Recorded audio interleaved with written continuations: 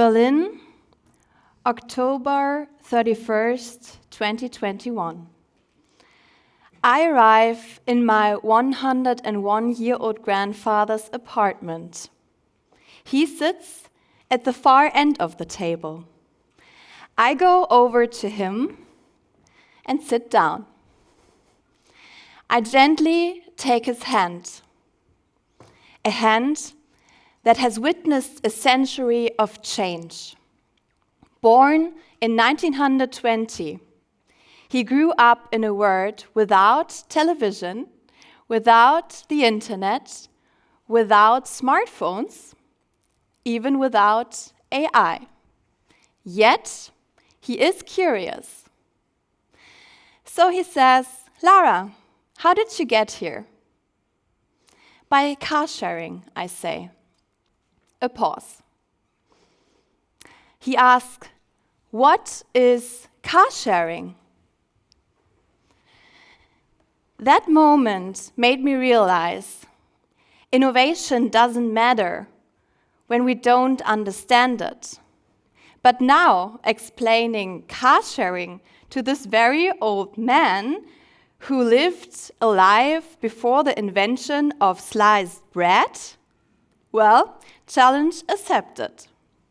So who of you here in the room has ever nodded along a tech conversation pretending to understand?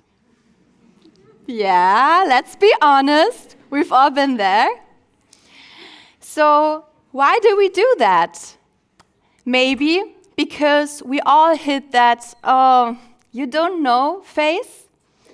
Or maybe we are just afraid to feel stupid.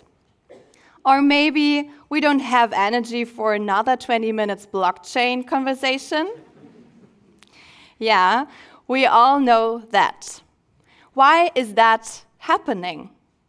And what happens if we stop asking? We stop learning. But the world moves forward. And then someday, kids buy virtual sneakers for their virtual avatars, and we are still trying to find our Wi-Fi password. So, what do we need to do to change that? This is not a problem that just arose recently, because tech evolution is telling. Maybe you remember the printing press. Monks were saying in 1440, printing mass books would make people lazy. Then we think of the telegraph. People feared that maybe if we have instant messages, meaningful conversations would be destroyed. Well, if I take a look at our WhatsApp groups today, they may have had a point. If you think of the railroad in 1804, doctors warned that fast traveling around 20 miles per hour could smash human body. Well, they were afraid, huh? Internet, 1990s, people said this is a passing trend. They should see our screen time today. And AI. Now, some people say AI is planning word domination. Others use AI to write their Tinder bio. Balance. So, what is the real issue? The issue is not whether AI will replace us or the printing press made us lazy. The real problem is that we stop engaging in the conversation. But tech evolution is going on. The world moves forward, just like a Zoom call we forgot to unmute on. So 80% of people don't understand tech, not because tech is not working, but because we are not communicating it. So how do we fix that? First, language. When I talked to my grandpa, of course, I needed to switch completely to German because he's not understand all those English digital words. So we really need to find a common ground. What happens if someone starts with this complex tech jargon? Our mind is directly leaving the room, right? So, car sharing. It's a shared mobility service on a digital platform. If I tell this my grandpa, I will lose him faster than a crypto investor in 2022.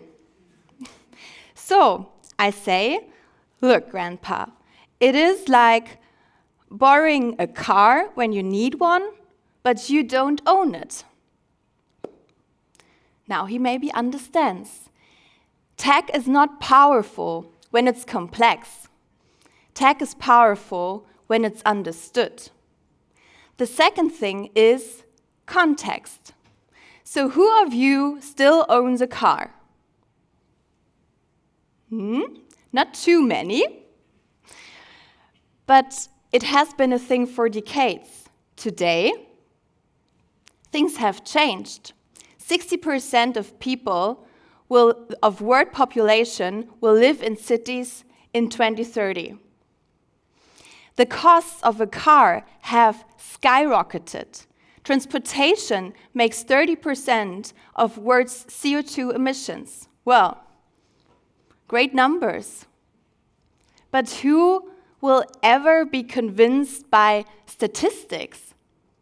We need to link the new to the familiar. So we really need to tell our people what you can make out of it. So for example, if you think of a DVD, we have all been to those shops borrowing a DVD. Now we have Netflix. It's the same thing. Link the unfamiliar to the new. And then we need to give an example. So, how did you learn recently? From another friend, a person, from a YouTube video, or from one of those wonderful TED Talks before me? You really need to give it a context, an example. People can learn by visuals 60 times faster than reading a text. They can learn 20 times more if you create a whole story around that. So give examples, make it tangible. And the fourth thing is experience. So I take my grandpa outside. I say, let me show you something. I open my phone, I choose a car, and I unlock it. We drive around a corner, I park. Now I hand my phone to my grandpa and say, your turn. His eyes widen, he's scared. He looks like I just asked him to hack NASA. But I guide him. So he takes my phone, looks for a car, and opens that. He looks at me and smiles. He says, well, that was easier than finding my keys. So 80% of people trust technology when they can experience it. Speaking of trust, why not let AI explain all that car sharing to my grandpa? So who of you feels kind of skeptical when you think of AI? And who of you has fully understood the whole concept of AI? I won't come to let you describe it. And who of you has fully understand the concept of a bicycle? A bicycle, come on. And who of you feels kind of skeptical when you think of a bicycle? No one. Wow. Okay, so what do we see here? We only trust when we understand something. And when we don't understand it, we feel skeptical about it. But we can't trust data. We can only trust when people bring things in a context. AI can maybe predict the next word. Yeah, that's cool. And it can read words, it can create whole new stories. But we, as people, we can combine information with emotions and with experiences to create real meaning, real understanding. We really understand the words. Well, most of us. Second, empathy. AI can read a word, yes, but we can read the unspoken. The shift in a body gesture, the little pause in between, and the emotions behind the words. And the third one is human connection. We will never build a real connection, a relationship to AI. What does that mean, a relationship? Empathy, emotional intelligence, a relationship based on trust and respect, and feelings like love. This is why tech communication must be human. This was just one conversation. But what if we scale that? I have posted this conversation on LinkedIn 3 years ago and reached 350,000 people. It led to my dream job. So many leaders, 80% of leaders, struggle to explain AI's value. 70% of employees feel lost when new technology is implemented. Companies that focus on tech communication can soar implementation up to 400%. So imagine a world where leaders describe tech as a cool science fiction movie. Or in schools, we not only learn physics, maths, and coding, but also how to write a really good tech story. How we can use AR to travel in time in history lesson. Or how can a school class be very personalized with AI?